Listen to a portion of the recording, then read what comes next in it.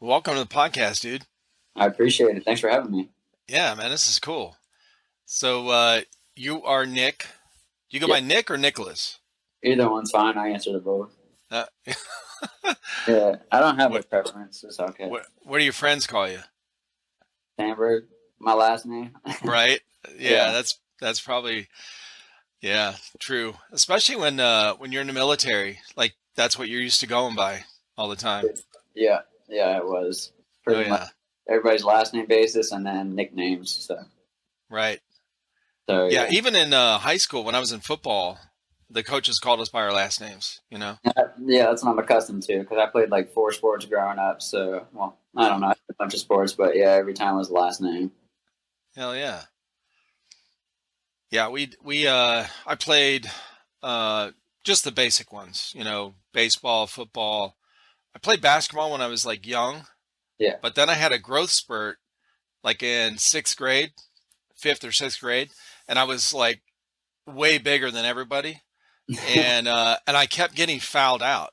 Like I would just try to knock the ball down, and I would end up hitting him in the face. So, because yeah, at that age, you're kind of starting to get aggressive. You're going through puberty and that kind of shit, and I was like, yeah, that was my last year of it. So I just stuck with baseball and football. And then my my eighth grade year, I started wrestling as well. So I did all three. so you try sport athlete. Like, Right. Oh, man, I had to stay. I didn't want to be at home, is what it was. I wanted to stay busy. yeah, well, that's funny because like growing up, after like working now and like doing the whole military thing and all that, like when you're a kid, you get off of school like 2:30, or at least high school, and then you have sports till like 5:30, and then you come home. It's like a normal day.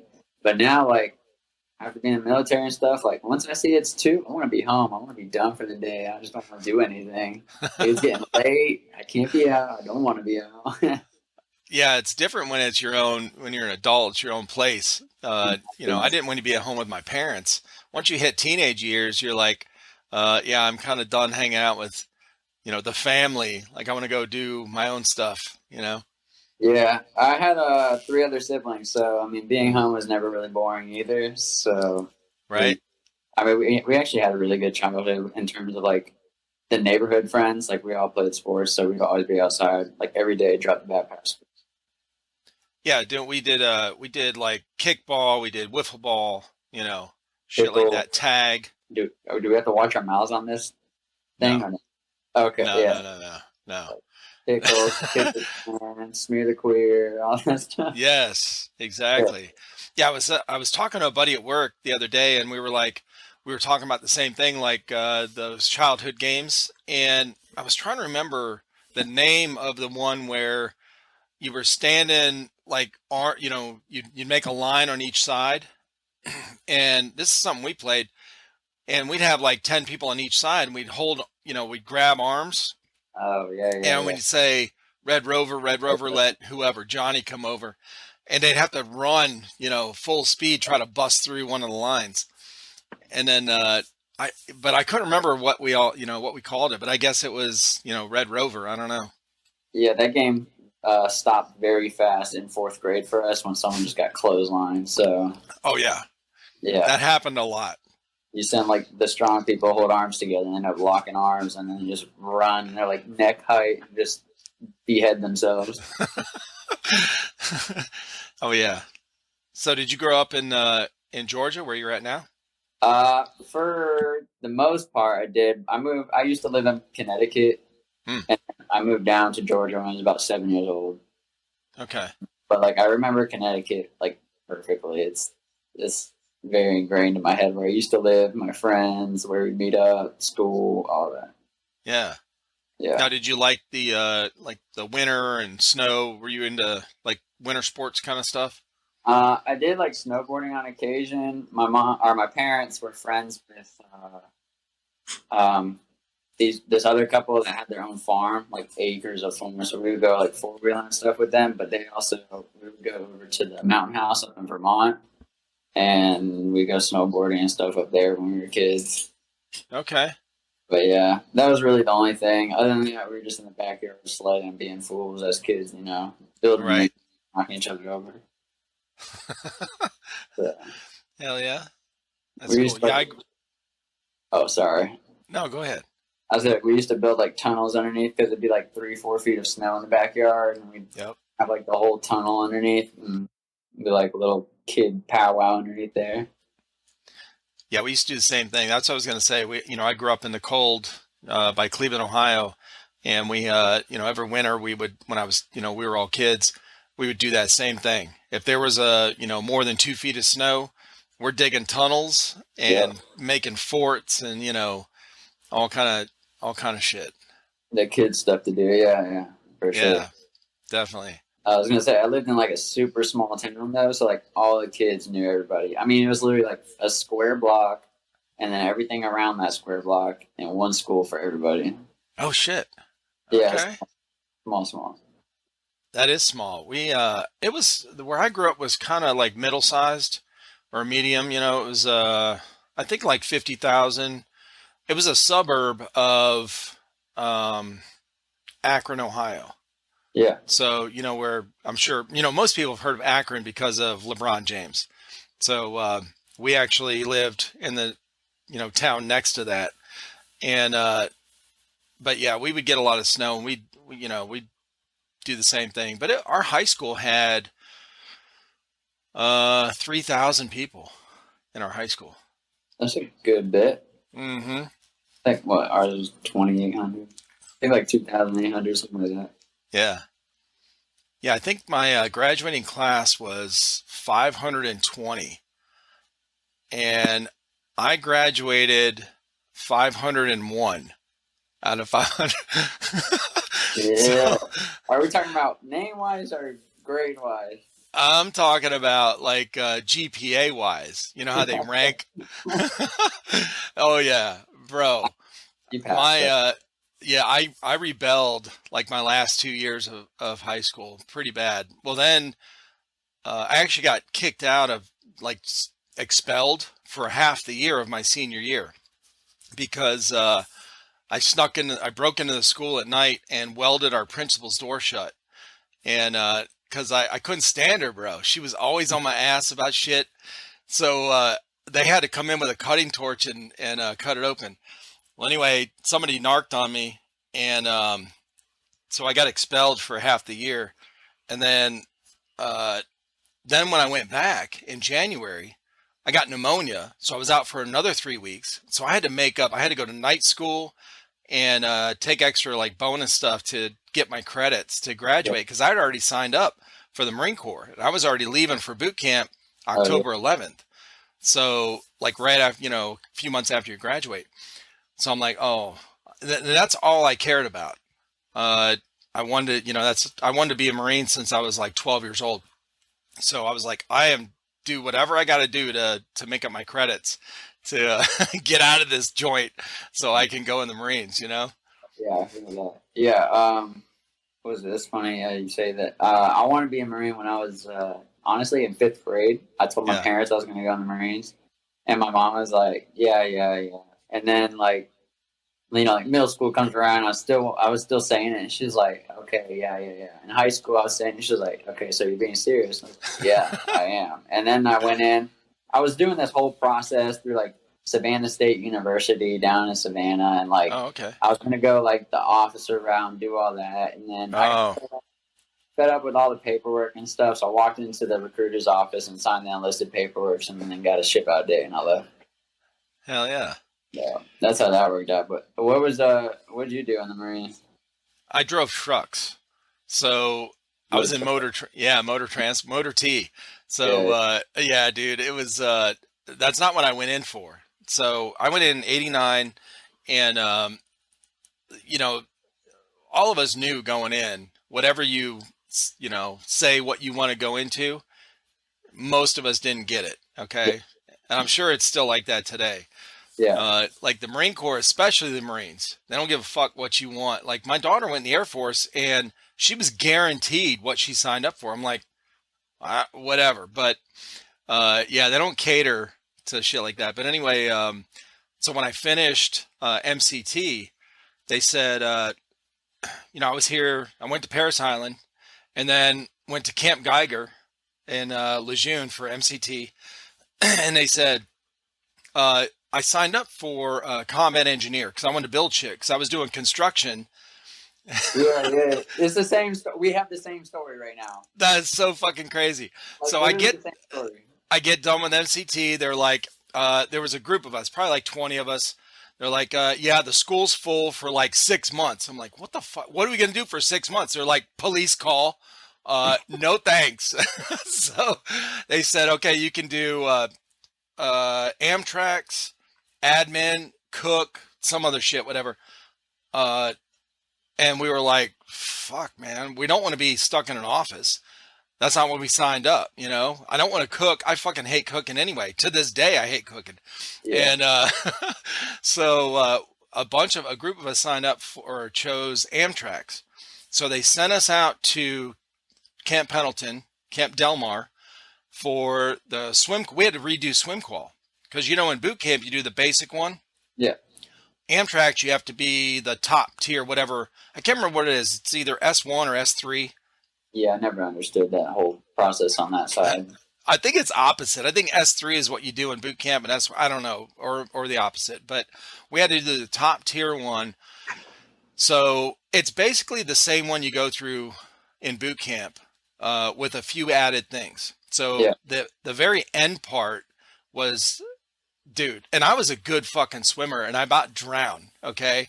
So I made everything to the very end, and you have to go, you're in boots and utes with your rifle, and that's it. And you've got to go the full length, the 50 meters Yeah. to the end. And the way you know how they teach you to go, like, you blow out your air, you sink down and kick up like this? Okay? I can't remember what that technique's called, but I got about halfway there.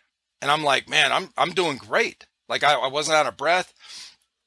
Well, if you take a breath when you come up and hold it, you only go like halfway down. Yeah. Now you can't kick off the bottom. And you try to swim to the top with boots on. You don't go very far. And No. I did that twice in a row. I fucked up my breathing. And I was stuck at the bottom. They had to jump in and, those guys are in there anyway, but they had to pull me out. So I was like, fuck. So that happened to a handful of us. I think one guy passed and he went on to Amtrak's. But so anyway, so we were already at Del Mar. And they said, well, you can go admin, cook, or motor transport. I guess it's motor transport. Yeah. So we all look around. We're like, I guess we're driving trucks. So, 100%. That would be the choice. No. yeah, for sure. Yeah. I literally had the same exact story. Signed up for combat engineer, all of that stuff. Went into MCT, like you said, and at the end, they finally like release like the numbers. They like say the names and like the MOS number, and they're like Sam 2146. I'm like, and they're like, then I had to wait. I didn't know what 2146 was, and then one of my friends, I went.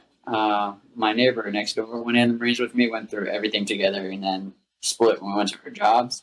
And what was it? Yeah, I got 2146. Like 15 other people got 2146 because we all signed up for combat engineer. And then we get in the room, we all get our little pamphlets or whatever, and we open it up, and it's like 2146, main battle tank repair technician. And I was like, this is not it, but it still sounds badass, so I'm good. Right. I went through it. It was not that. It sounds badass, but it wasn't that fun.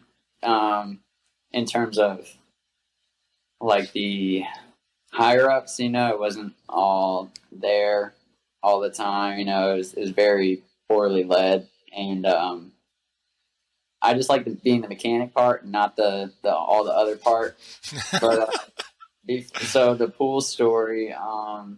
Before deployment, we had to do the underwater egress training. Have you heard of that? Huh.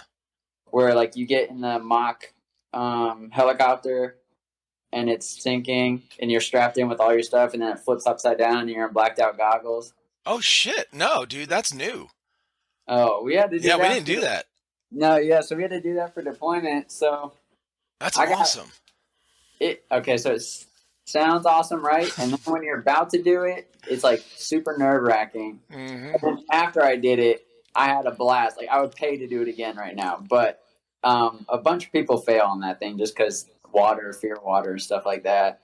Well, So sure. you do like this little course, little training in the pool, like practice being upside down in a chair, and like um, you get like the little oxygen tank thingies, but you can't hold your breath or else you pop your lungs with that air. You have to constantly be breathing in and out. Oh, wow. And so you have to get in this mock chopper, strapped in, everybody around, and then it goes underwater. You have blacked out goggles, and then it just flips, and you have to get out. Yeah. That's So wild. yeah, there's 5 different stages. Like the first stage, you go in, you don't have blacked out goggles, but you also don't have an oxygen mask. You have to hold Okay. your breath. You go Right. down, flip, and you have to get out. And it was pretty simple, but people were freaking out just because they didn't have the security of the oxygen. Then the second time, it was introducing the oxygen tank while using it and unbuckling and all that other stuff, getting out.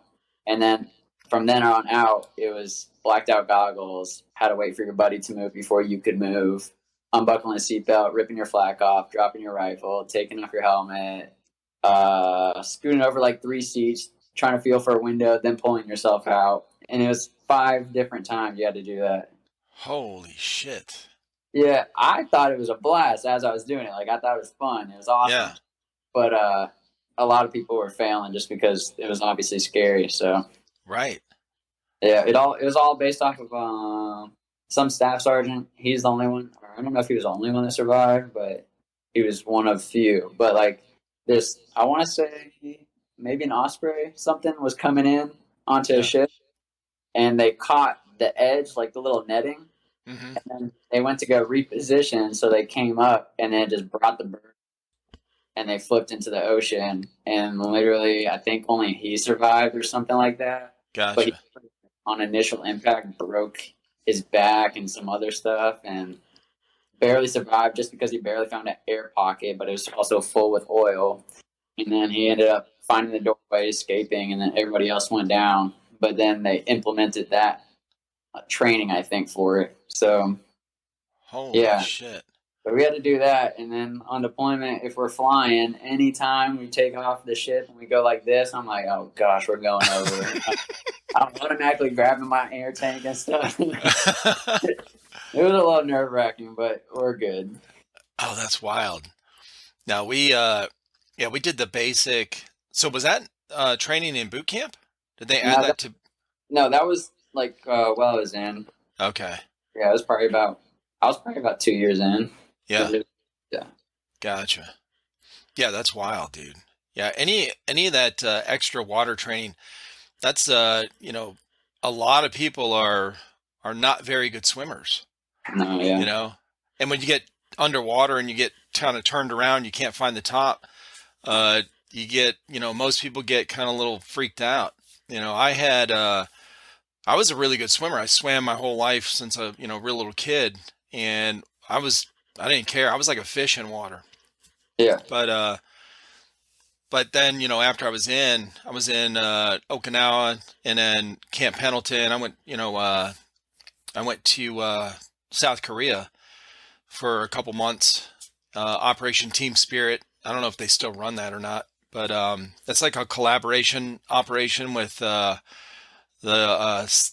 South Korean Marines, and they call them ROK Marines, Republic of Korea Marines, and so we did that, and then I was at Pendleton, uh, really right down the road from Del Mar. I was at Etzen Range. It's a shooting range there at kind of in the back corner of Camp Pendleton.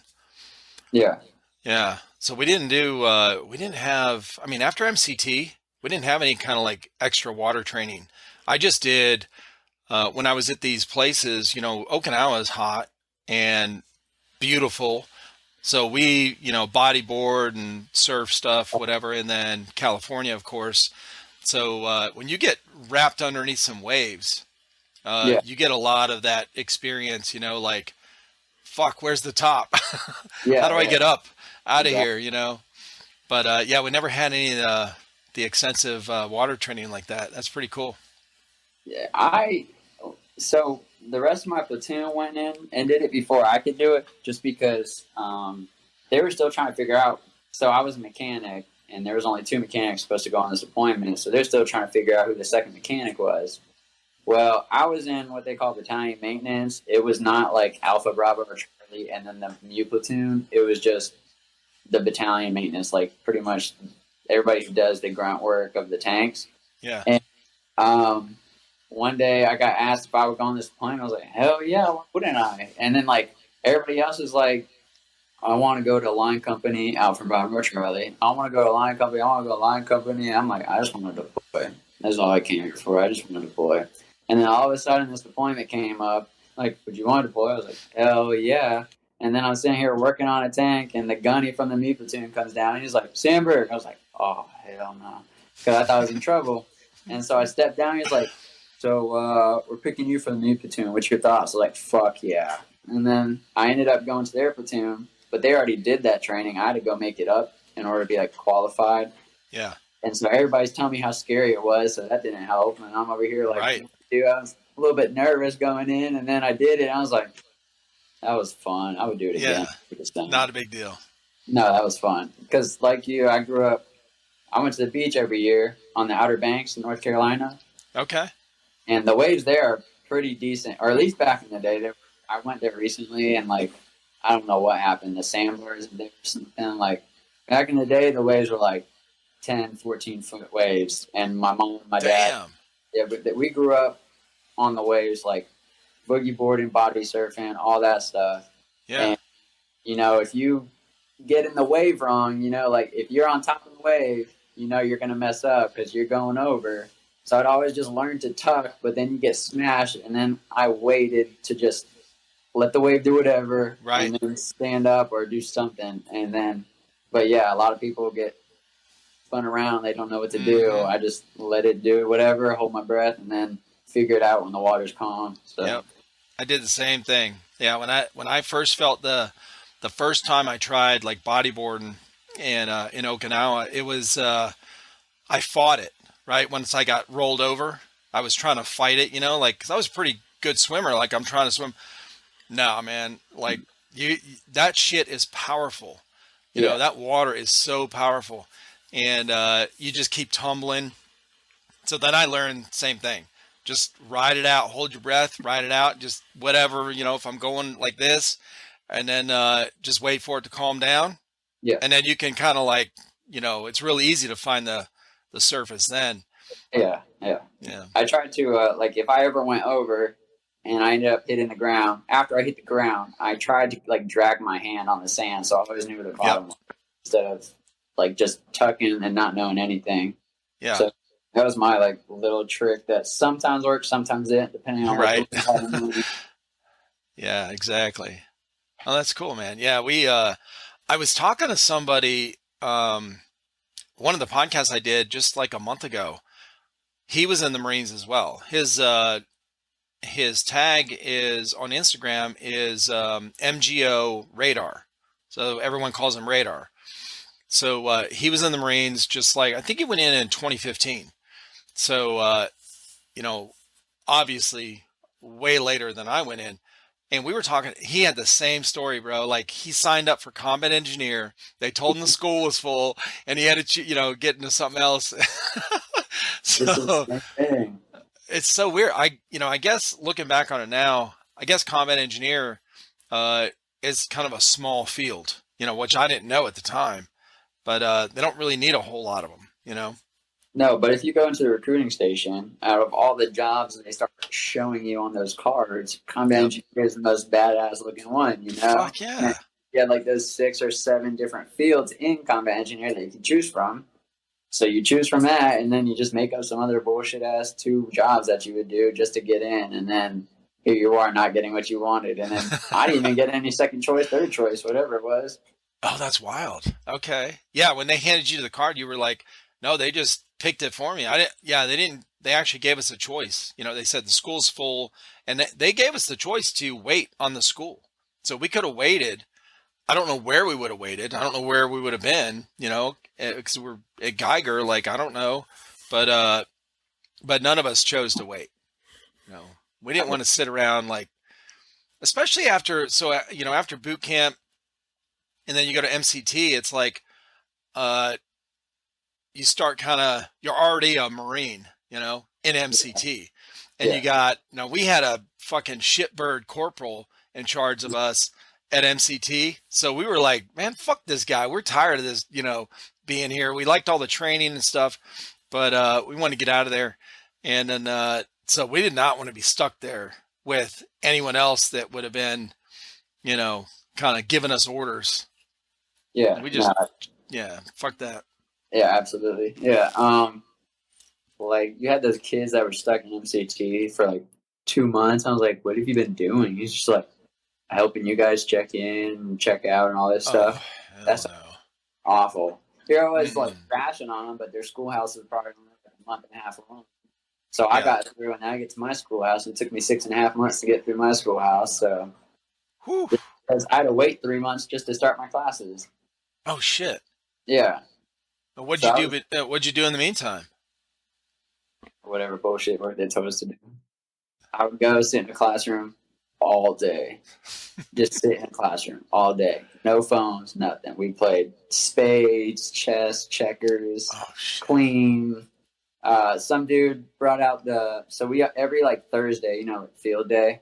Yep. So every Thursday they made us buff the floors and stuff.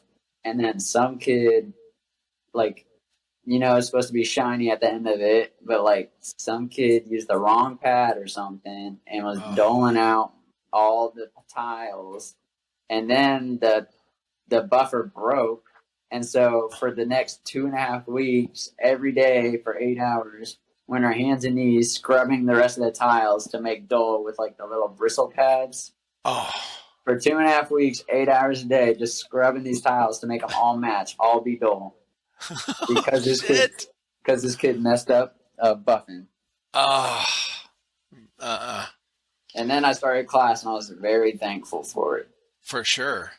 Yeah. Yeah. We actually started right away. We got done once we failed that Amtrak swim call test, whatever.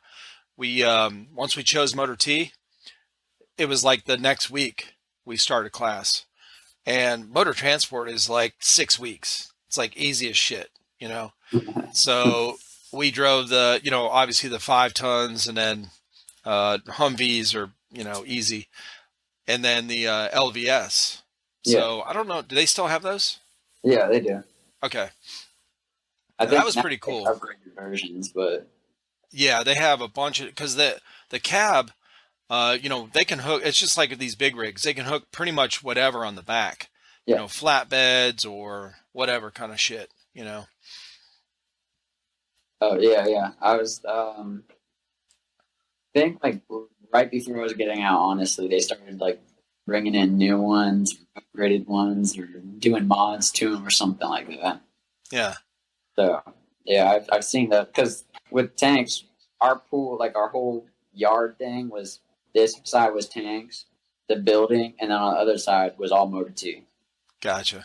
So I mean, I saw all the vehicles. So Oh yeah. yeah, Yeah. When I first got stationed in Okinawa, this is my first duty station. So all of us that got there, we're the boots, right? So we're getting all the motor pool was pretty fucking big where we were at. And we had to, the first day, uh, hey Scalf, go to maintenance and get a can of beep. Where the 5 ton over here has an air horn and it's out of we need a can of beep. I'm like, okay, yes, Sergeant. Fucking heading over there. It's half a mile walk or whatever. Get back and because when I get there, the guy's like, oh no, this is something they get every couple months yeah. whenever there's new guys coming in. And then it was go see Gunny. You got to fill out a ID 10T form, shit like that. And then yeah, I mean just all kind of shit, blinker fluid and whatever. So if you were working in the maintenance stuff, you probably got some of that. Yeah. On the back of the tank, they have like this thing called the crosswind sensor, and whenever they're about to shoot or when they're in the range, it comes up and it literally like the wind going through it like senses it. So in the gunner seat, you can like get all the different digital numbers that are telling you and stuff. And you can't blow in this thing to make it read, right? So we're out in the field, and this kid that everybody hates, his name, well, I'm not gonna say his name, but a kid that everybody hates, right? So he's on the back of the tank, and we have to go through and do like this whole check through process for the whole tank, and we got to make sure the crosswind sensor's good. So I'm in the gunner's hole, like waiting just to see if it pops up on the screen to make sure it's good. Like as soon as you lift it up, it will start like saying it's online or something.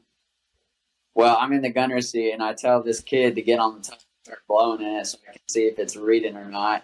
And then one of the staff sergeants caught on to what I was doing, and I was a corporal at the time, so one of the staff sergeants caught on to what I was doing. That was the funniest shit. Called a gunny to come over. That gunny called a first sergeant to come over. So I had all these three high enlisted people on top of the tank with this dude I hate blowing through the crosswind sensor, and I'm in the gunner seat yelling at this kid to make or blow harder. He's about to pass out on the back.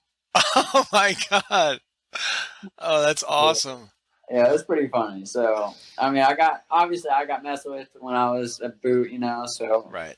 it got less mean as it went on, but like it started off like like mean, and then as the years went, you couldn't be as mean.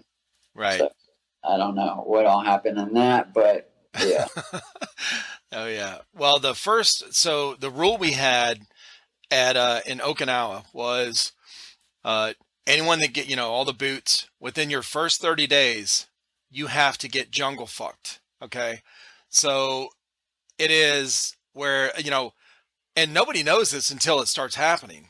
So, you're all sitting in so we had this, big barracks, and in the main room where there's like the central telephone or whatever on each floor.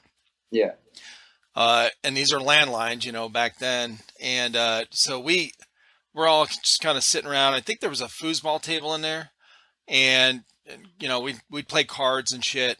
And we're sitting around, and then all of a sudden, all the veterans that have been there, like this is their last duty station, or they've been there, for 6 months or more. They'll jump up and they'll just gang rush you, right, and pick you up, and they get around you. They're holding you, they're picking you up where you're laying face down. So they're holding you up in the air by your arms and your legs, face down, and then they spread your legs apart, and everyone just runs in and does like a football, block into your crotch. Okay. oh hell no, So that's the jungle fuck. So I actually got out of it, but because I bolted. I was wrestling them off and stuff. They couldn't get me up, but yeah, it was a that's kind of like the hazing thing we did to all the boots back then. yeah, that actually sounds awful though. Like I don't blame anybody for trying to fight their way out of this. I mean, and then afterwards, of course, they take you out. You get drunk and shit. But yeah, it was good fun. The when I got corporal, we went through the gauntlet, right? I don't know if did they still do that where you had to earn your blood stripe? With the knee, Yeah. yeah. Well, they did, and then they stopped it at the same time. So Did they? it was more like behind closed doors with people you like trusted and knew nobody was going to snitch, kind of a thing. Yeah. 'Cause there's always those kids that would just run and go tell just to get someone in trouble or something like that. They need their ass beat, bro. Yeah, well, that was behind closed doors too. Right? Yeah, when we did it, I was at Pendleton. It was my last duty station when I got corporal. And it was like promoted. Like the captain came down. So it was my CO and my gunny at the very end of the line. And then all these guys from the platoon lined up on each side, and you're getting, punched and kneed all the way down. And then when you get down, your gunny and CO pin your chevron, the metal chevrons on you. They pound them in, and then you go to the E Club and get fucked up. So, and the next day, I was black and blue on both sides, bro. Yeah. So what happened with us is the day I got promoted to corporal, we were changing barracks rooms. So like literally we were in this building and we were going to this building. So the whole barracks at the same day was transferring to their new rooms. So as we're going to these new rooms, and like also we had to clean them out before we moved in. So we're going around like cleaning them out. Well, if I knew anybody, they knew I got promoted. So they pulled me into any of the rooms, closed the door, and then beat me up. And then basically let me back out. And then I walk out, and then like somebody else I knew exactly what just happened. He's like, come here. And then we went into a different room. They beat me up and then walked out. And then probably had about like 30 different holes in my chest from everything, Shit. Punching it. They punch it, pull it out, replace it, punch it, pull it out. Yep. And one dude just like laid me on a bed and just started beating my thigh and started kneeing it. And the other dude picked me up and was kneeing it. Yeah. So anytime I saw someone, they just pulled me into an empty room. And it was a long afternoon. So you got your own gauntlet. That's good. Yeah. It wasn't like, some kids like, don't touch me. Right. Okay. No tradition with you, I see. Yeah. Okay. Yeah, I was with a guy like that at Pendleton. He was, the cool guy, like barely talked and no, I don't do that shit, whatever. But yeah, man, those kind of traditions, it's really important. It's kind of sad that they got rid of them because it's a rite of passage, and people go in the Marines. Most people go in the Marines because it's the Marines. Like they want that challenge, they want that kind of physical test, and not for a bonus or college money or shit like that. So we like those things. We like those rites of passage. Like, yeah, I'll go through the gauntlet, bring it on. Let's see, and so it's too bad that they're kind of getting rid of that shit. Yeah, they really are. They're really cracking down on it too. So if anybody does it, like one of my buddies was doing it during the barracks change. One of my buddies was doing it, and then a gunny walked in, knew exactly what was going on. But even the gunny ran off and told. So I don't know. Oh God. So I have no idea really. Oh, that's horrible. How everybody's taking all this. Yeah, the gunnies we had, man, they were always like the shit, Like you get around a gunny, like that is, first sergeant is kind of like more admin kind of guy, right? Yeah. Once they get first sergeant, but like a gunny, man, that dude is all up in your shit, Like he's been through the shit. He knows what he ain't sitting back, comfortable, like he's out there with the troops, like, leading from the front, and sergeants too, We had some pretty good staff sergeant, but a couple of the last ones I had at my last duty station they were on their way out, and they just didn't give a fuck. Like they were shitbirds. Yeah. I understand that. So, within my last maybe 6 months, we were just because they got rid of tanks in the Marines. So I was going to ask you about that. Yeah. So So how did that come about? Like that happened while you were in? Yeah, I actually am the one that helped get rid of them all. Just because, so I was like the mechanic, and then I went on deployment, and then came back. I was a sergeant then, and then I got put into QC, or like quality check. I couldn't even tell you what QC mean. I just knew it was like quality control. Yeah. Yeah, quality control. Yeah. So I had to go around and do all that. So did y'all use the GCSS or not? What is that? It's a little computer system with all. It's all like the computer stuff, like to order parts. I went in 1989, bro. They didn't have computers.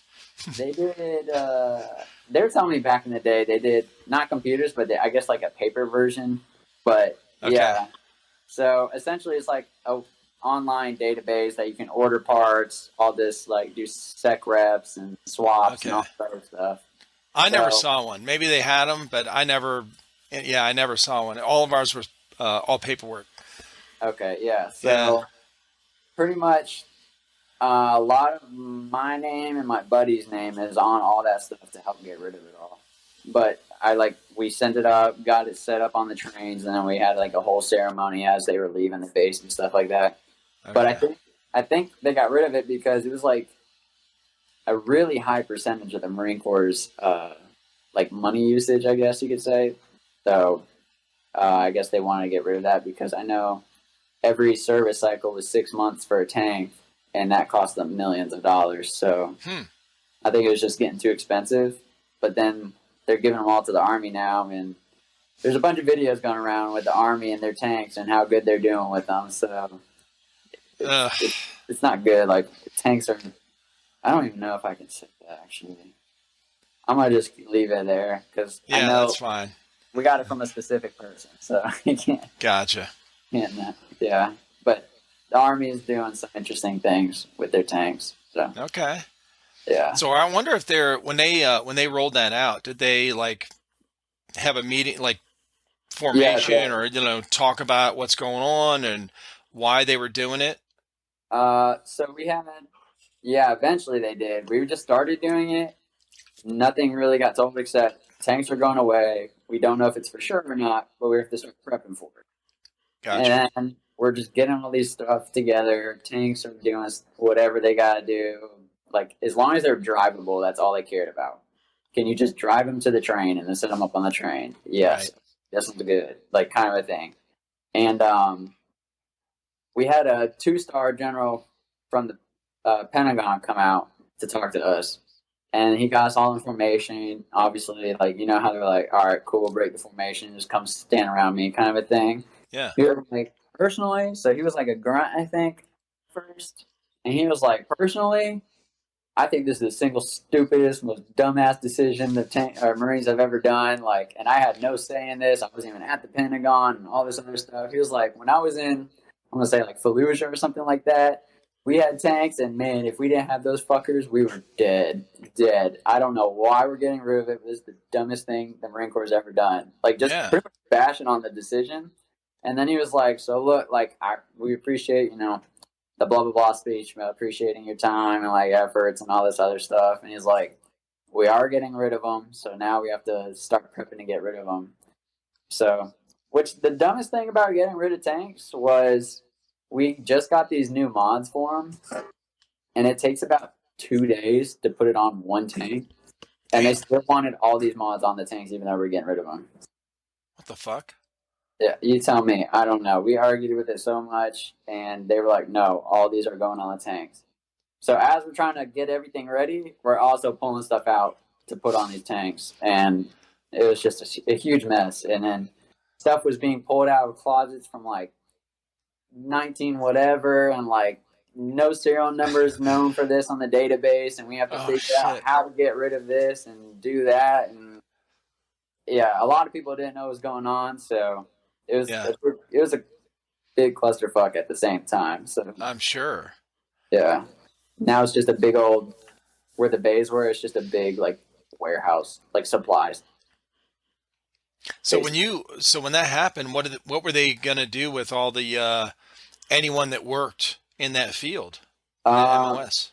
so anybody who was like in their first or second enlistment, obviously could job change, but we had a few staff NCOs Hmm. that like they're too far into their enlistment to go to like a schoolhouse or anything, Yeah. and also didn't want to go do like drill instructor or any of that stuff.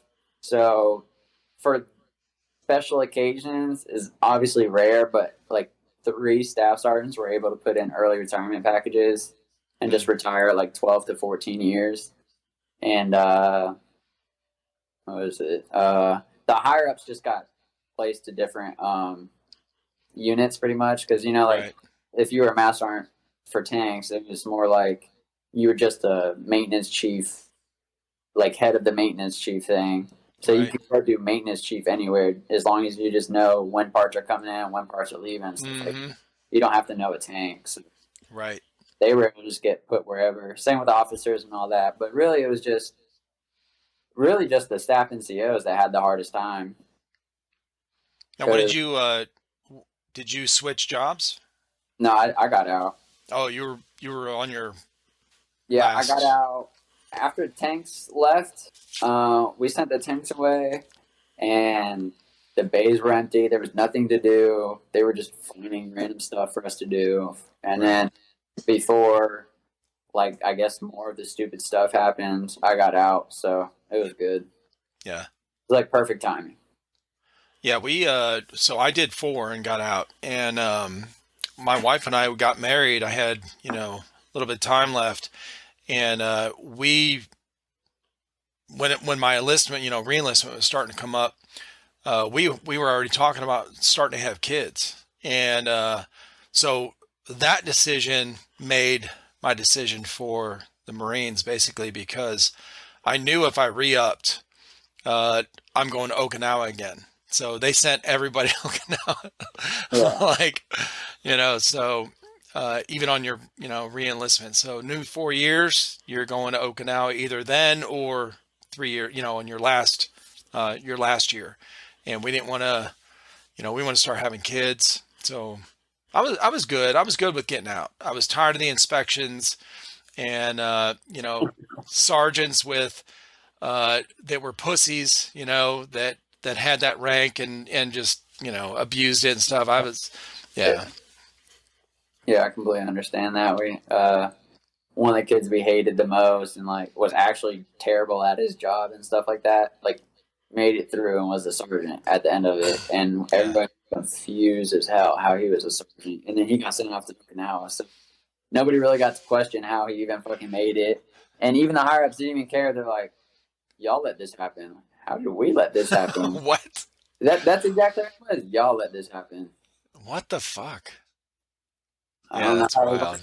it was our fault. Yeah, Yeah. yeah, I had a pretty good time, honestly. Most of my time in, and I had a couple of assholes, that were in charge. But when you have that, it's like your whole squad or your whole platoon is we're all dealing with it at the same time. So, we can all go back and bitch about it and it's Yeah. fine. And especially if they're like a staff NCO and we go to the E club, they can't go to the E club. They're going to the staff NCO E club, or whatever, Um, we did have a boot lieutenant in Okinawa that was you know, he was a tryhard. Yeah. He really wanted to do good. He just didn't have it, bro. Like one of those guys that just you ever be around somebody that's they want so bad to be like an alpha male, but they're not. Like you Yeah. just, bro, you ain't got it. Okay, like it's not in you. And but he went through. So he was like a brand new lieutenant. The gold bar, Yeah. and he is just trying so hard. We couldn't stand him. Nobody could stand him, but we knew he could never hang out with us. So we're always talking shit. It was fine. But you always have to have those moments where you go off and talk shit about all the bullshit that goes on. The FTS. Fuck the suck and getting fucked by the green weenie and all that shit. So, oh yeah. My wife even knows about the green weenie. Yeah, of course, man. Yeah, My I mean, wife too. it was so COVID was starting up, and it You mean the was flu? yeah the flu. What was besides this horrendous sickness that was going around? Mm-hmm.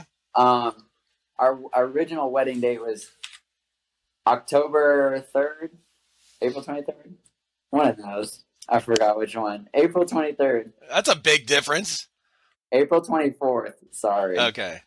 because we got married October, or the ceremony was October. Right. But we got married April, or we were gonna get married April 23rd, and then 2 weeks before my leave, they pulled me into the office and said you can't go on leave to go to your wedding.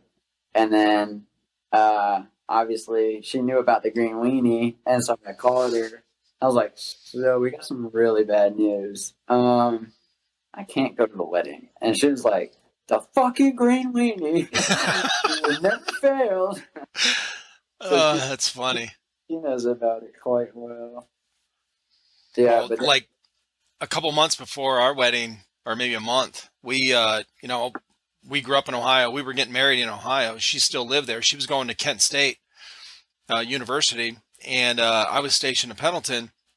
So at the time, I was there in it was 91, early 92. And this is when, I don't know if you remember, that there was a lot of shit going on in Southern California at the time. Uh, there was the LA bank robbers. That was a big fucking thing for a couple days. There was the LA riots, and there was something else. Somebody stole a tank out of a National Guard depot or whatever, and was driving it full fucking speed down I-5 towards San Diego. And there's like, you could probably find footage online of this shit. But all this shit was happening while I was there. Well, when the LA riots happened, they put everybody on lockdown. I was supposed to come back home, go back to Cleveland for some marriage class that we had before the wedding, which was yeah, like, 3 weeks or a month before the wedding. Well, they locked us down. I couldn't go. So when I called my parents to tell them, they're my dad was like, "Are you getting cold feet?" I'm like, "Bro, have you seen the news? Like, like we're on lockdown. We can't, they canceled all leave, whatever." But and then so they didn't think I was going to be able to make the wedding. So it was a big clusterfuck with that shit too.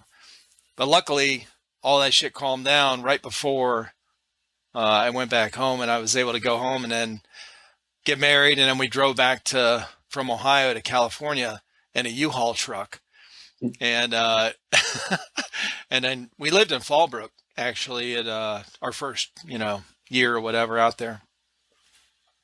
yeah. The Marines never fail to ruin your Disappoint, plan. right? Yeah, Hey man, they're when I was talking about it, they were like, my sergeant was like, "Bro, you're married to the Marines, okay? We don't that's on the back, that's second. This is first." I was like, yeah, I know what I signed up for. yeah. I think it was more upsetting just because um like people got accepted to go on leave like right before I got told that I couldn't go. They like the day before I got told was also the day like three people left to go on leave for like 14 days, but I couldn't go on leave the next day for my wedding. So it was, Oh, and they were just going home just to go home. somebody didn't like you, bro. Uh, uh, so I was like, I just made my voice and opinion very clear, and I tried to make old patterns change to where it'd be more helpful, more fluent, more efficient. No. And then some people didn't like it. And then specifically a warrant officer like hated me. I don't know what I did to this Oh man. shit. Yeah. He hated me so much. Like if we were in an office, this is a real story. I was in the office. I was the only one working in this office. There's five people, including myself. If you walk in, it goes like this, like a room, and I'm in the corner on the computer doing GCSS work. One dude's on his phone, one dude's having a conversation with another dude, and my buddy is laying back in the chair, hand behind his head, feet on the desk. He walks in, scans the room, looks at me, and is like, "What the fuck are you doing?" Oh I'm the only shit. one working. Oh shit. It's a real story. Like, I don't know what I did to this man, but he hated Yeah. me. So, I have no idea. Yep. But everybody else, they like me. Like even higher up, master ones like me. Like I was doing my work, I knew what I was doing, so Right. I was just trying to make it a little bit more efficient for people, and because they had to do it when they were enlisted, we have to do it. So Yeah. Sometimes, especially in the military, that those old habits, man, they don't change very very quickly. not everybody has to suffer. If they did it, we had to do it. That's the That's mindset. it. Yep. Yeah, For sure. yeah, for sure. Yeah. So, did you get into airsoft before you were in the went in the Marines, or was that something you got into after? No, I was into it before. I kind of started playing like seventh grade. Actually, Steve, I talked to Steve, the owner of SS. Mm, He doesn't really remember me at all when I was a kid, but I was actually there playing before his 1 year anniversary. And as we know, he just had like his 12-year anniversary. So yep. I was there for a while. And I had a group of friends, that played or whatever. And then I kind of settled down maybe like my junior year, because then senior year, Marines took off, went out there, and then came back. Completely forgot. Well, out there, I did buy an airsoft gun and played at this field just to do something on the weekends besides sit in my barracks room, drink, play Xbox, go to the beach, random stuff like that. Right. I bought this airsoft gun, and then I was like, yeah, I can go play. So I started playing outdoors. Came home, put it up in the closet, forgot about it, and then I was taking out my dog, and this couple who lived in our apartment walked in, and they had like all tactical gear and stuff. And I was like, y'all play airsoft? And they're like, yeah, we do. We play over blah, blah, blah. I was like, oh, that's cool. Yeah, yeah. And as I'm walking up, I'm like, I have an airsoft gun. I'm gonna start playing airsoft because my wife used to work weekends like every weekend, and I would just sit at home and do nothing. I was like, I'm gonna go play airsoft, and then kind of just blew up from there and got into it. So that's my story back into airsoft, I guess you could say. Right. Okay. Yeah, And that when you started going when you first started playing again after that, that was back at SS?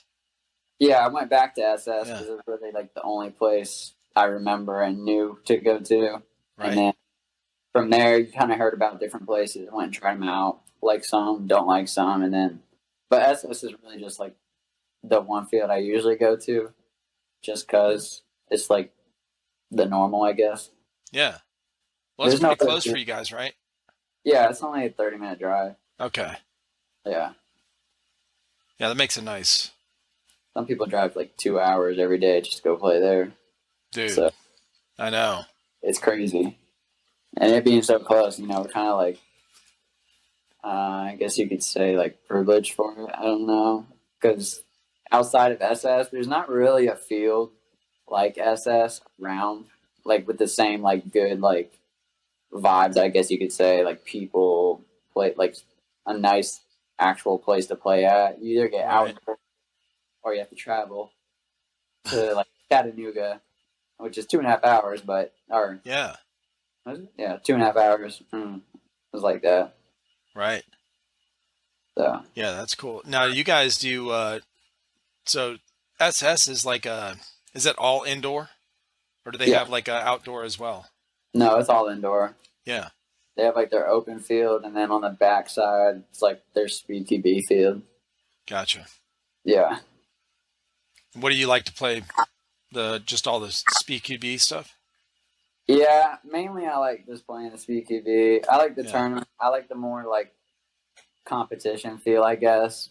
Just because, like walking out in open play, like you can play hard, but not everybody's playing hard, kind of a thing. Mm, But if you go speed QB, it's more like you want to win, they want to win. So now there's competition without gotcha. any questions. So Right. that's kind of just where I ended up falling into, I guess. I don't know. Right. Well, that's what I used to like when I played paintball. It had that, on a on an actual field. Even back then, that was the thing. It was like, speedball. So, Speedball. yeah, it was because I think because it's fast paced and everyone as soon as they say go, like people are running. They're not trying to hide, but like stand back way in the back behind a tree. They're like, "Let's go." Yeah, And I really like that as well. And then I see a lot of these, the milsim stuff, in videos, whatever.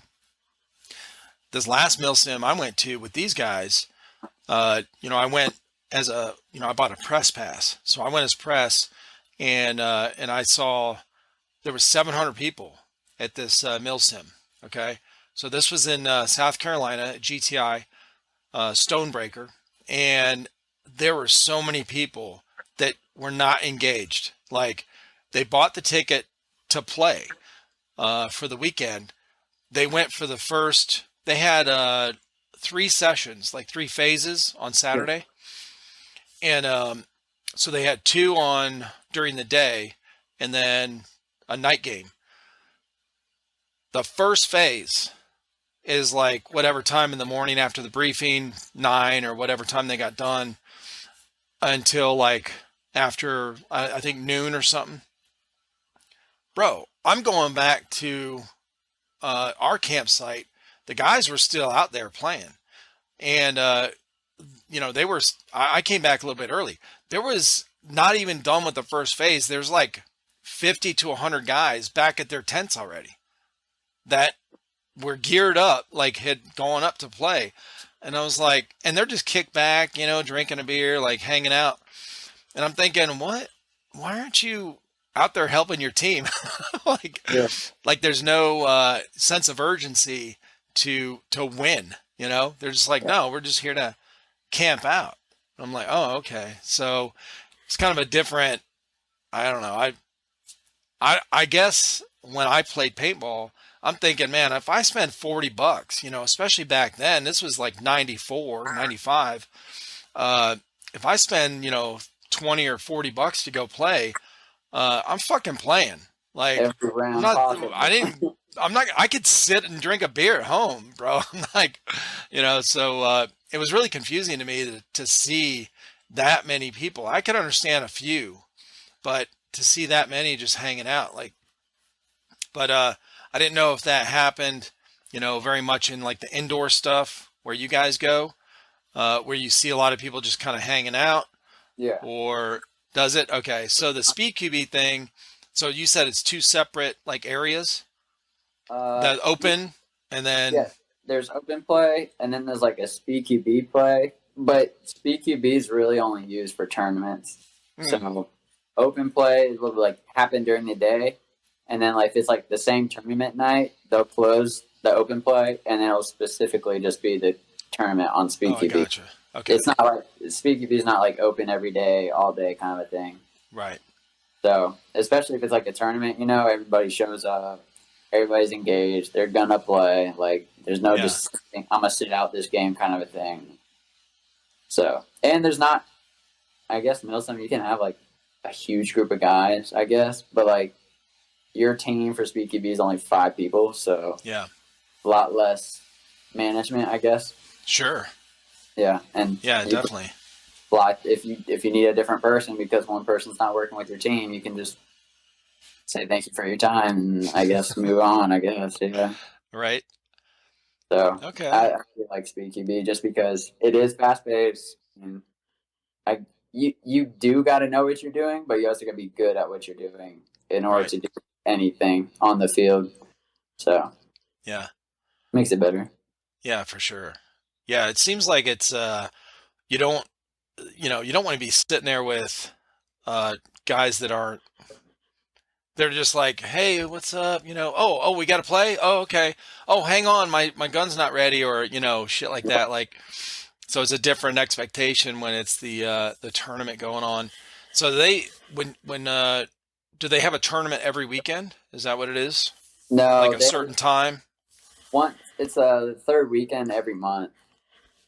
So right now it's like the Steve QB. I don't know if you've heard of it or not. I have. Yeah. Okay, yeah. So Steve QB is doing his whole Steve thing, and it's like a 4-part series. And this coming weekend is the last tournament in a series. So this is like for cash prizes and stuff like that. Oh shit. Yeah. So I think first place gets like I don't know, like $1,500. Oh, And damn. Okay. second place gets like well, last time it was just cash. So first gets like 15, second gets 250, and then this time first gets cash, second get prize, third get a prize. I think something like that. Okay. Yeah. So That's pretty cool. So do you have an actual team? yeah, I do. Okay. I'm on this team called PRA, and basically I started off on this one team called Ego, and then as we started playing, we didn't like the way someone was running it, so 4 of us left the fifth person and started our own called Rogue. And then from Rogue, we were friends with everybody on PRA, and then we merged our teams. So now there's PRA like there's a team 6 and there's a team 9. Okay. So yeah, I ended up on them, and we've been doing pretty good. We've been winning. I think we won the tournament twice, came a second once, so we're in contention for prizes this weekend. Oh, that's cool. Do they? Yeah, Is there anywhere to see? Does anyone film these tournaments? Do you know if SS films them or they do a somebody live. like one of the players? They have a live feed going on like their Facebook. There'll Oh be a shit. link, there'll be a link to it, and there's a live feed going on. Okay. But if you like show up, there's plexiglass on the side, and you can see them play like as it going on. Yeah. Yeah, so it's pretty cool. Yeah. I think your wife is talking about that before, where she could stand there and watch. I think isn't that how she got pulled into one of the games?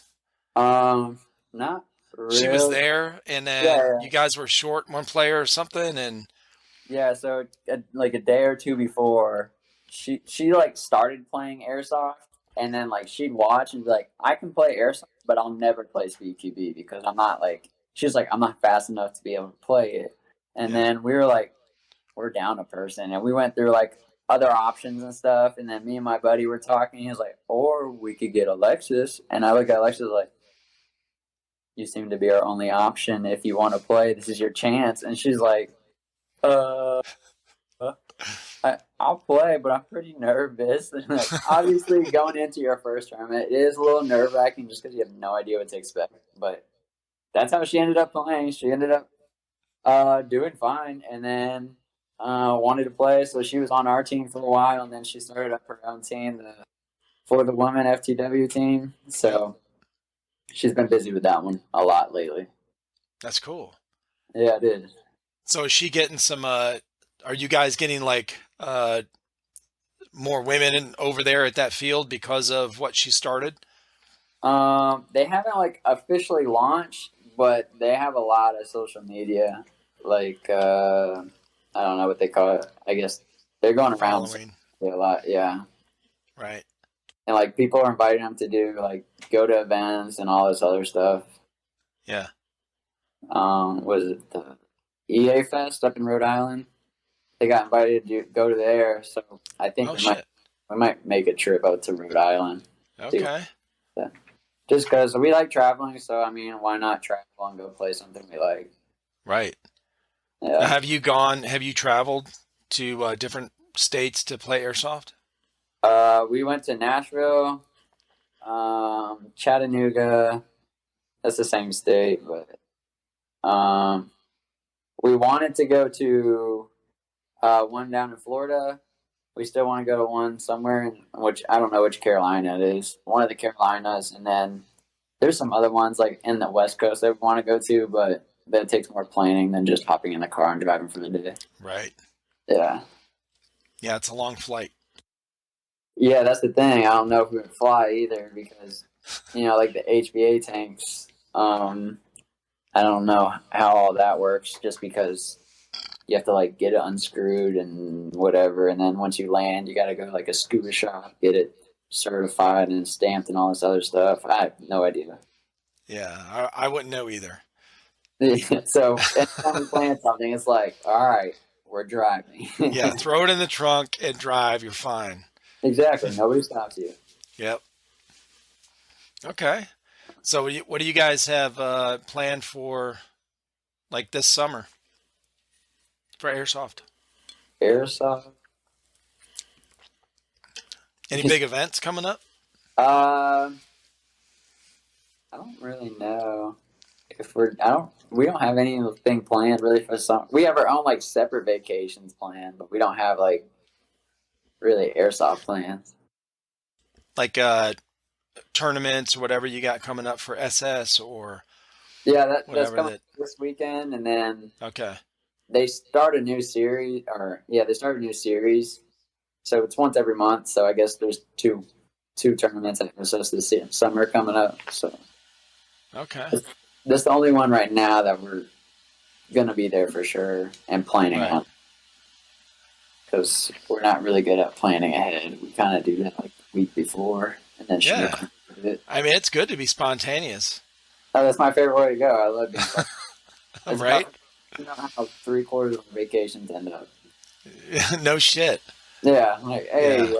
we got like 4 days this weekend. Where do you want to go?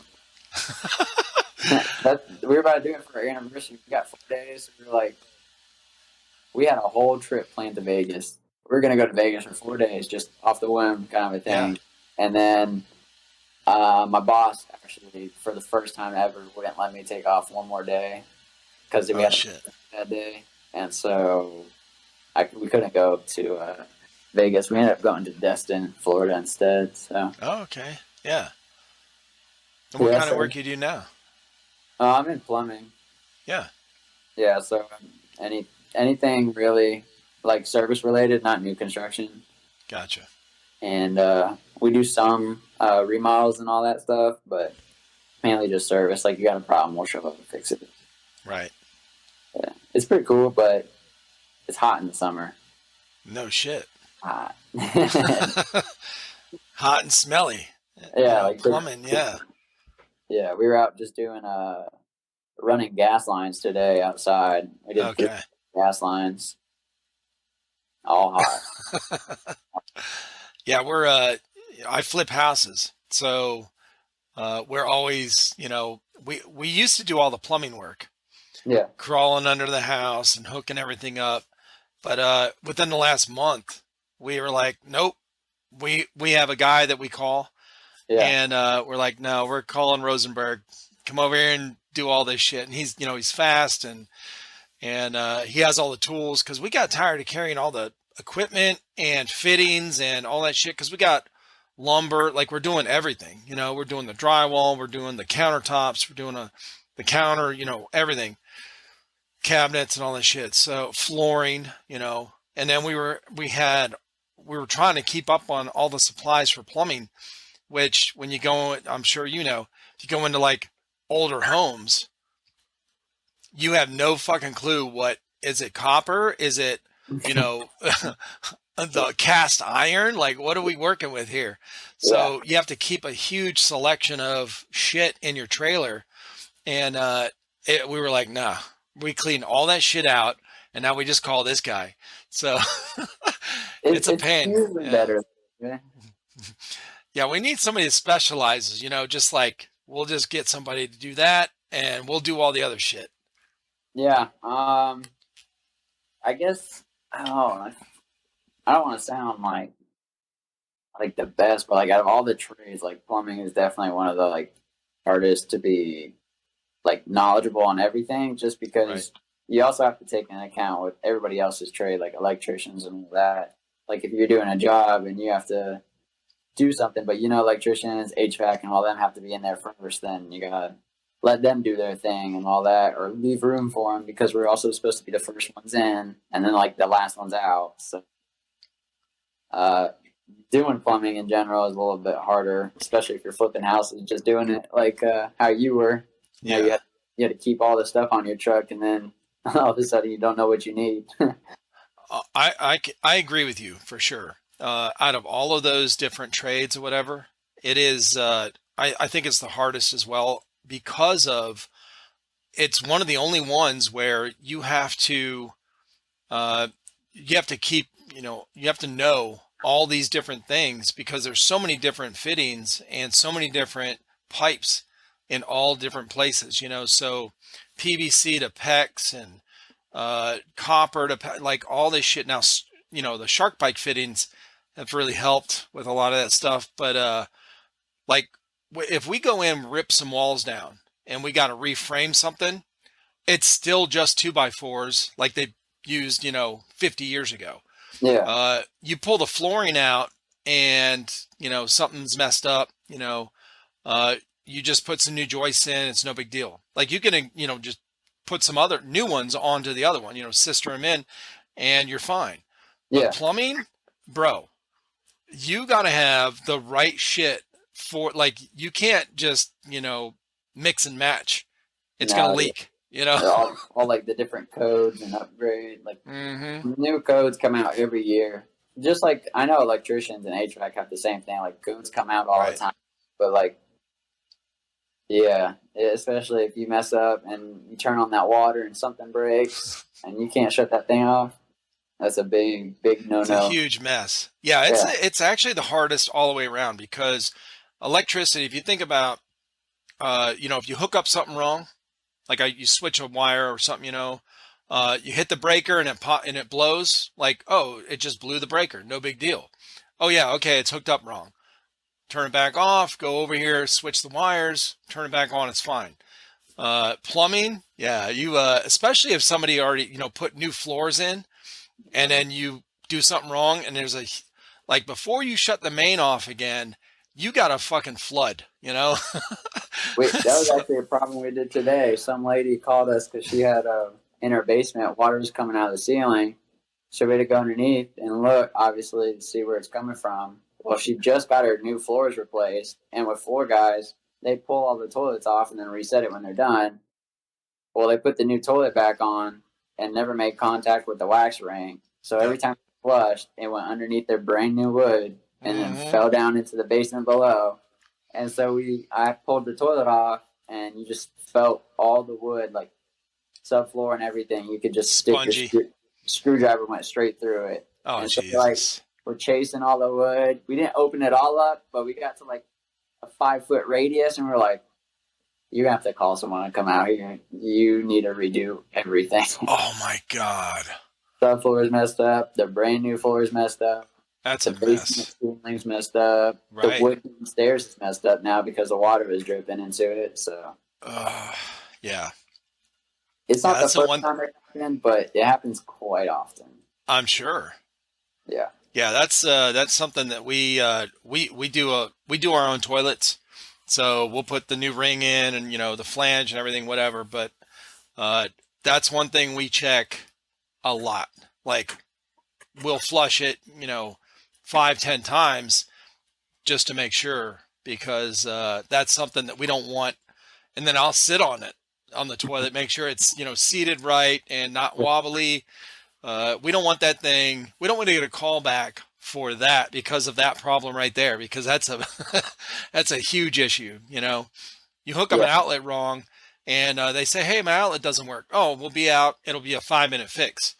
That toilet thing, no, that's a big issue Yeah, that turned into a project.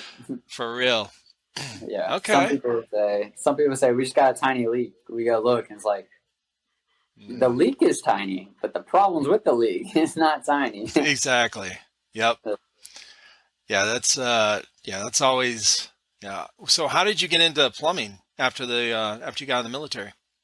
Well, during high school, my summer job was working for the plumber that I work for now. So I would go do. He admitted to me he tried to do the nastiest jobs to like just to see if I would stick around, like sewer lines, like I don't even know. We got to tear up someone's kitchen with a jackhammer, poop, all this other stuff. He's doing the nastiest jobs, taking anything. And then he was like, "All right, this kid's like not leaving." So he ended up like, I guess toning it down. I don't know, but I worked for him during the summer, and then midway or right before I got out of the Marines, I was like, "Hey, I mean, you don't have to accept me back, but like, I'll be willing to work for you again, just to have a job."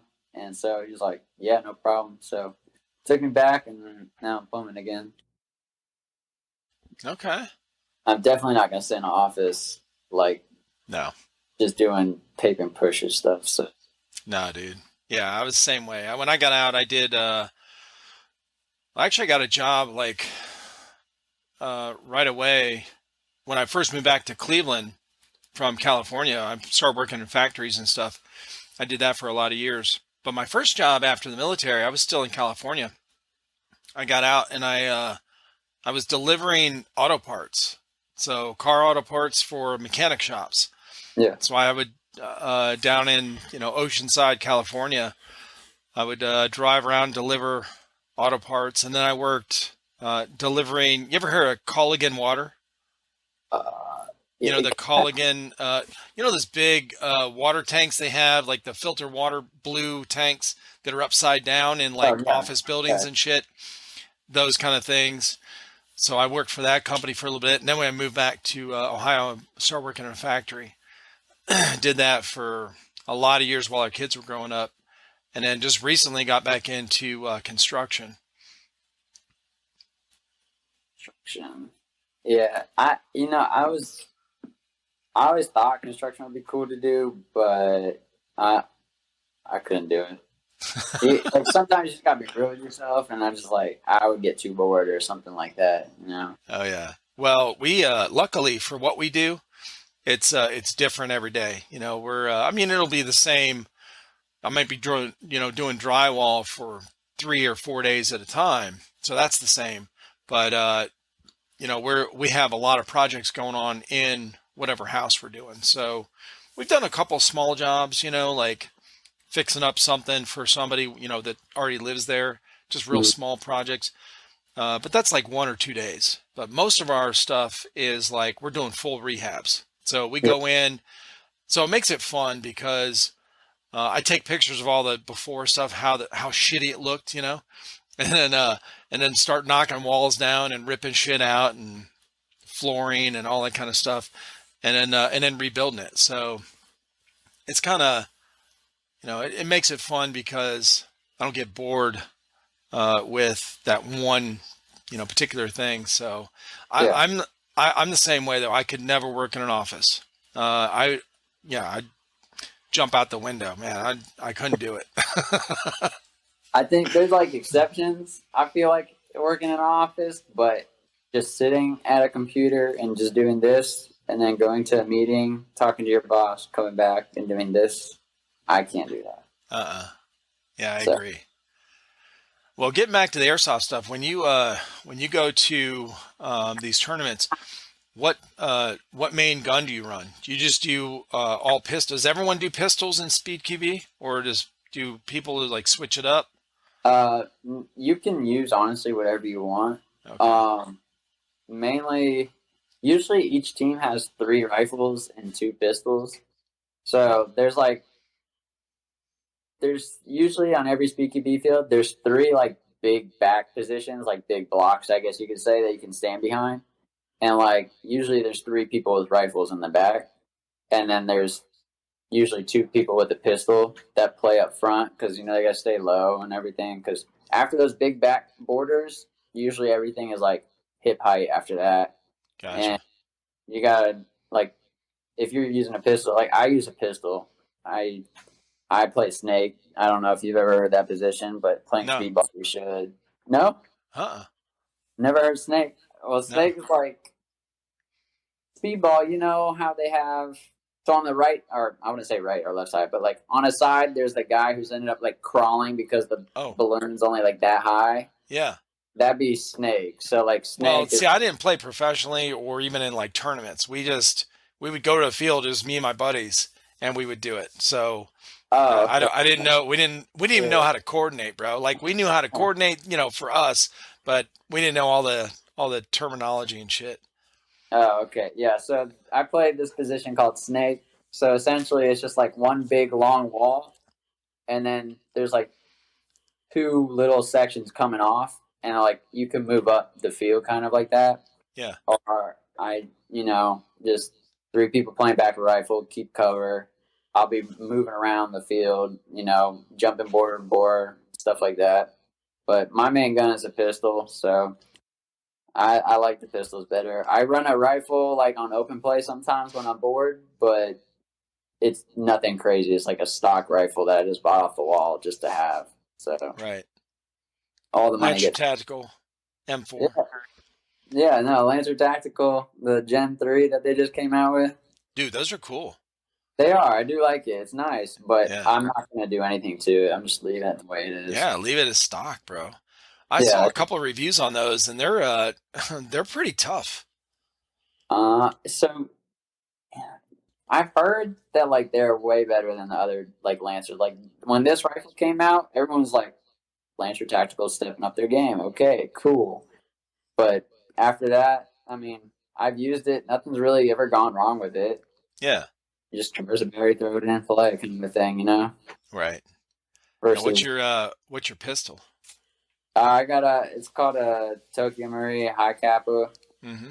I run it off the HPA, so you got the cool, flashy looking gun, and then you add the M4 adapter to the bottom and all that. But I also just got a gas pistol specifically, so that's also the TM Tokyo Marine. Okay. So might run that eventually. I just need to be able to get a couple more mags for it.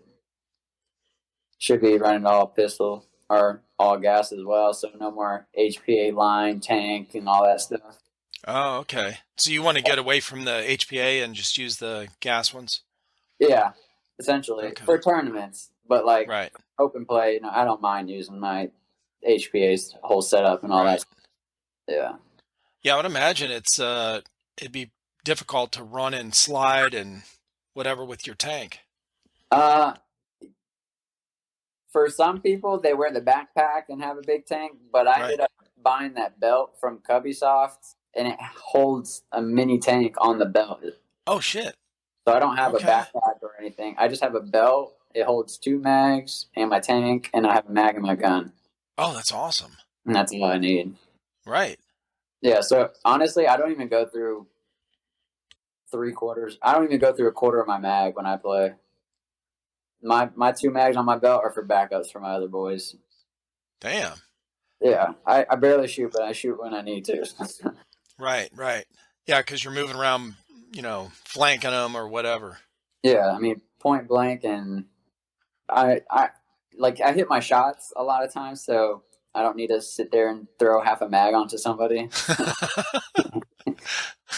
You It works. better. Fucking Yeah, jarhead. I get made fun of a lot for being that crayon eater, all that stuff. Oh yeah. Yeah, it's actually funny how many people know that term, even though they were never in the military. Oh, there's so many memes on it. When my son comes over, he's got 2 kids, and my granddaughter is 3. So we'll get when they get, with my wife, she'll be like, I want to draw. She gets crayons out. My son's always like, Dad, don't eat them. They're not Yeah, snacks. they ask you what your favorite flavor and stuff is. Oh yeah. Yeah. It's, Purple, yeah. yeah, where our tank school was actually on an army base, and we were in a classroom where the army people had to actually walk through it to get to where they needed to go. And like one day, like an army dude is like, "Crane eaters, ha ha ha ha," and like we all remember who said it, because as soon as someone says it from any other branch, it's like an automatic hate. Oh yeah, Like, for sure. literally that night, he went out, got crayons, came back. Whenever he walked through the room, he actually opened up the pack and stuck like 2 crayons in his mouth, started chewing them and like spitting them out. He made the description like true, so it's funny. Oh Jesus, that's funny. Yeah, he gave the weird look and then like never locked eyes with us again after that. It was pretty good. Yeah, that's funny, man. Yeah, that's the intermilitary rivalry shit that goes on. It's that's what I was. We've always had that. That's just how it is, man. It is, yeah, it is. Yeah, we Marines part of the Navy, so if we were out, and now I've been in some fights with Navy guys as well, but if there was Army guys making fun of the Navy, then we're jumping in, you know. Yeah, yeah, Uh, but if it's just if we're all drunk and there's only Navy guys there, then we're about to get into it. So yeah, because we all are like, you're our sister company. That's just what you are.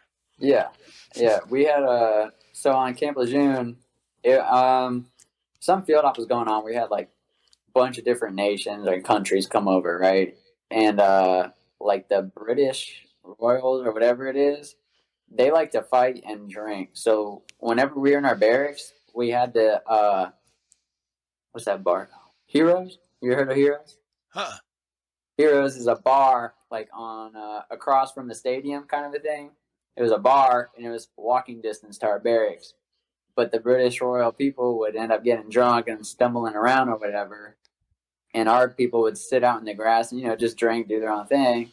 Well, they catch one of them walking around, and there's like a group of them. Well, they come and mess with our guys, and then like the British people like to fight, and they just start fighting out of nowhere. And there's like 8 to 10 of them, And all of a sudden, you got like 40 people running out of our barracks just starting this fight in like flip flop, sandals, shorts, anything. They're just out there fighting.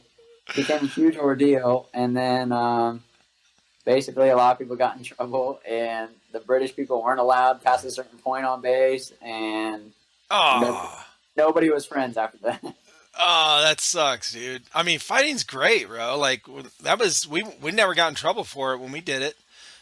Now, when we were in Okinawa, we always, if we were going to get in a fight, we made sure it was on base because we heard that the Japanese police, the JPs, were strict as fuck. They didn't carry guns either. They just carried a baton, and they're like, "Don't fuck up out in town." I mean, you can stumble around, you're drunk, you're being loud, or whatever, but don't fight out in town. They'll whip your ass and they'll stick you in jail, and we'll have a hard time getting you out. So we always kept our fights at at the E Club or right outside the E Club. So, but yeah, none of us ever got in trouble for it. It was, I don't know, it was kind of encouraged. Like, good job, yeah. Fuck those army guys, They said, if you got no fight, just don't lose. Right. Well, man, fighting is, it's not like the movies, I can't remember any time in my life, the fights I've been in where there's, somebody does win for sure, but even the winner is fucked up. Like whether you're on the asphalt, I had a huge chunk taken out of my elbow. I wrestled this guy, I grappled and flung him down to the ground, and my elbow just rips open on the ground. But I won the fight, but I'm fucking beat up as shit because of what I was doing to him too. It's but yeah, and I've lost fights, it's whatever. I mean, they happen, and it makes you a better man at the end of the day. Oh, for sure. And we had, I feel like we had a lot of respect back then too. Like we were, after the fight, you're like kind of helping each other up. You're like, hey, all right, just kind of go your separate ways. But we didn't hate each other after that. You kind of build some respect, Yeah, if you had a problem, fight it out, and then at the end of it, y'all are It's done. good. You let out your anger, and now y'all are boys again. Is it? Yeah. Yeah, that happened outside of the Marines too. So it Right. kind of just trickled into the Marines, which I mean, it was perfect. It was like I felt right at home again. So it was like, Sure. I think that's why a lot of us go in, We have that, not specifically for fighting, but we have no. that in us that are, we're just like, man, I'm ready to go, Yeah, exactly. That's what we all signed up to do. So Right. For sure. yeah, Well, man, listen, it's been awesome talking with you and meeting you. yeah, yourself as well. Yeah. And appreciate you being in the Corps and being a fellow jarhead. Yeah, yourself. I appreciate it as well. Hell yeah. Thanks for having me too. That's awesome. Yeah, I'm glad, dude. I always ask people when I'm talking with them, if there's like if their spouse or whatever wants to get on here. Yeah. And so I was really glad, Alexis said you'd be on, so it was cool. Yeah, it was cool. It was awesome. Like this is my first one ever, so it was kind of cool. Like being able to do it in such like a chill environment. Awesome. Hell yeah. Well, we'll have to do it again in a few months. Maybe have both you guys on after one of your big tournaments or something. Yeah, sure. Just let us know. Hell yeah. We're pretty much All right, always brother. open. So Yeah, definitely. Where can people find you on? You just started a new Instagram, right? yeah, I did. It's it's SandyCheeks _ Airsoft. So the Yeah. Sandy And what? Cheeks actually came from the Marines. That was my nickname. So Okay. anybody can make fun of me, but I don't care because I know where it came from. So Gotcha. they can also find me on TikTok. It's just Nicholas Sandberg, first and last name. And I only got the Instagram because my wife made it for me. So, I mean, I'm on it now, so I'll stick to it, I guess. I love the SandyCheeks. Was that what was that a reference to? How'd you get that nickname? One of my gunnies, honestly, we were on deployment. Everybody had their nickname. So, I mean, we call him like Baldhead, something like that. He would just call me, they used to call me Sandy.